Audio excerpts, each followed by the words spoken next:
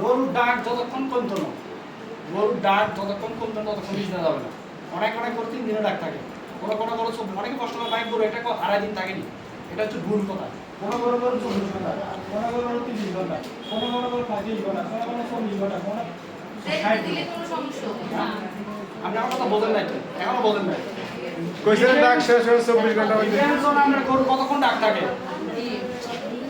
ডাক আমি বলি এখন কেন ডাক, যখন গরুর ওভুলেশন হইব, বাচ্চা তৈরি ওভুলেশন তৈরি হইব, তখন তার অটোমেটিক দেখবেন যে বিকার কত হয়ে যাবে, কমে যাবে।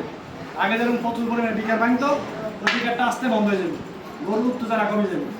ঠিক আছে, তখন পর্যন্ত করবো বীজ দেওয়ার জন্য প্রস্তুত হয়েছি। যখন দেখবেন হালাহালি করতেছে, হালাহালি করতেছে, এখনো ডাক দেয়, এই করে সেই করে, তখন কিন্তু এটা বীজ দেওয়া যাবে। তার মানে তার এখনো ওভুলেশন হয় নাই। গরুদের ওভুলেশন তো বোঝে, মহিলাদের ওভুলেশন হয় না 10 থেকে 20 দিন, যে কোনো টাইমে হতে পারে, এটা তো নির্দিষ্ট। গরুটা কিন্তু নির্দিষ্ট ডাক দেওয়ার 18 থেকে 24 ঘন্টা পরে, কোনো কোনো গরু 3 দিন পরে হতে পারে।